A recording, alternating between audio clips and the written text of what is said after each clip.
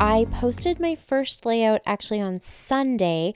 I kind of rearranged the order of things just because it's my daughter's graduation at the end of the week. And so I'm as ahead as I can be and as prepared as I can be. But I had a feeling that I might end up missing maybe one day this week. And so I decided to go ahead and post a layout on Sunday because it was Stretch the Sketch.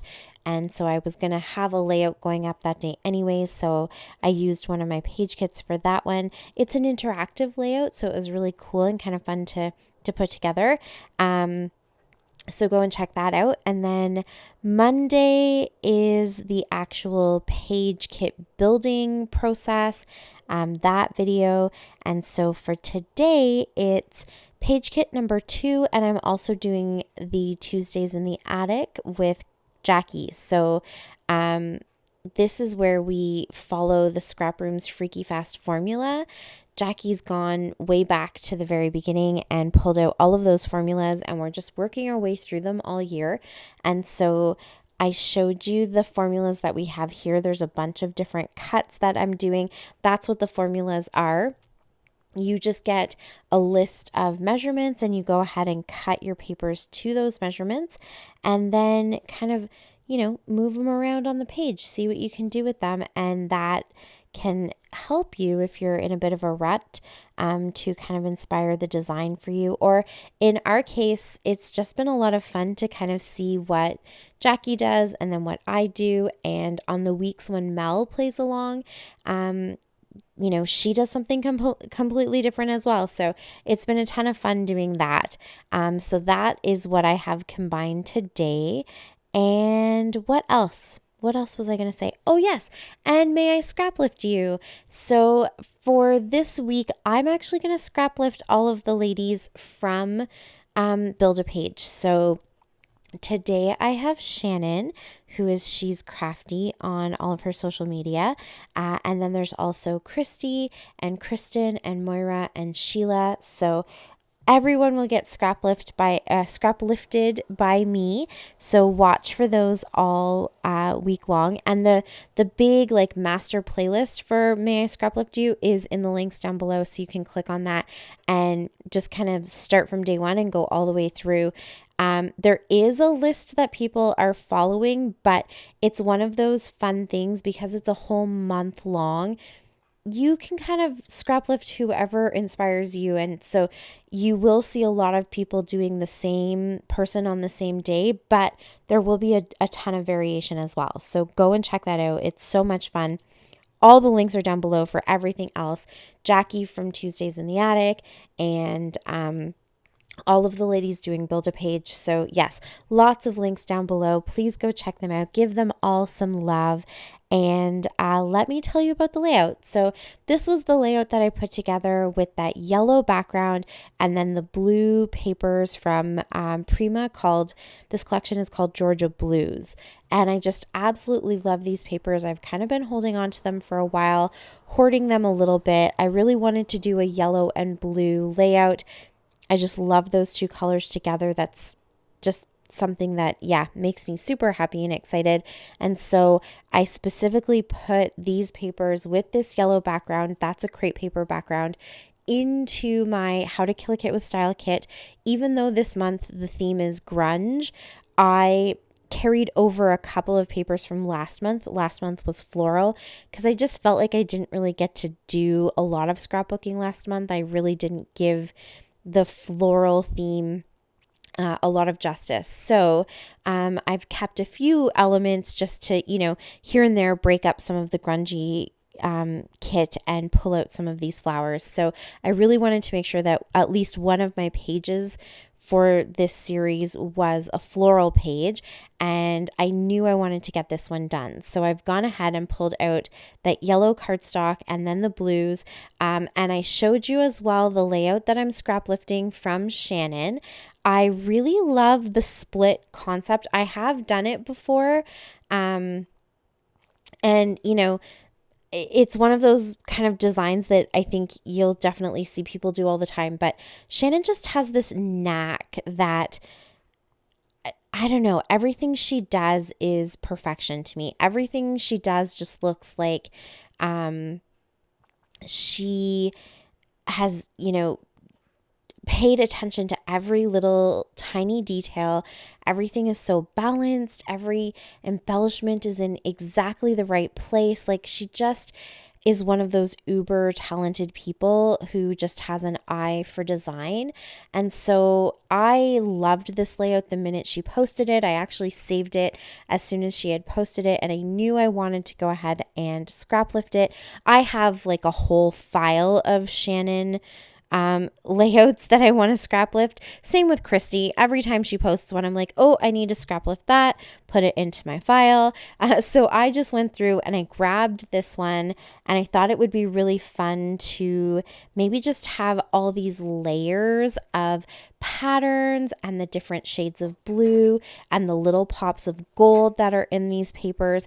And I also thought that these cuts worked really good with the measurements from the Freaky Fast formula. Now, one thing I will tell you, because now that Jackie and I have been doing this for a few months and we've kind of, gotten really comfortable with these Freaky Fast formulas, and we kind of know how to manipulate them and play around with them, and obviously how to work them into what our own kind of scrappy style is, I have become very comfortable with figuring out, when I want to maybe cut some of these so they won't necessarily end up on the page in the exact measurement that was in the formula. But also I'm getting comfortable with cutting, the same pattern paper into multiple sizes. I don't know why that was like kind of an aha moment for me when I realized in one of those formulas, I was like, why do I feel like I have to have a separate pattern for each of these measurements? Why couldn't I just cut up one single pattern paper and just have all, different sizes of the same pattern? And so I've gone ahead and done that on this. And for the most part, I've kept the cuts all the same and just tried to, randomly place the different sized pieces. But I did cut 2 extra pieces that weren't part of the measurements. So on each end, the 2 longest pieces that are at the very edges of the background paper, those weren't part of the measurements. So the measurements were 10 by 2.5, 2 by 4, an 8 by 5, 2 6 by 2s, a 1.5 by a 2.5, and a 3.5 inch circle. So there were a lot of measurements. I might actually be missing one. I really need to remind myself to bring my little piece of paper when I'm doing this and just read the measurements for you. I always feel like I'm going to remember and I never fully do. Well, actually, that's not true. Usually I do, but in this case, I feel like I might be missing one. But they were just completely kind of random measurements, and there were several of them. So that actually worked out really good in trying to layer. My layers definitely come together into the center a lot more than Shannon's do, but that's kind of the fun of this type of a layout, that every time you create it, your papers are going to be a little bit different and you're just going to have a different look. I didn't rip any of my papers. That's something I also tend to do in this particular kind of design. I like to have those torn edges, but I just felt like there were so many patterns and just so much going on. I didn't need to actually add that kind of fun extra detail of the torn edge, and it would have taken me a long time, I think.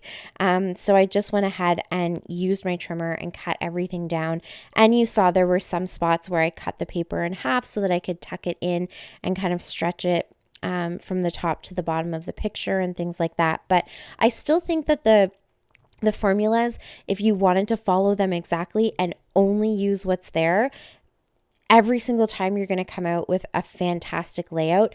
But I am really enjoying kind of having the formula as a starting point, and then I have all of the papers. I try not to pull too many extra papers or anything.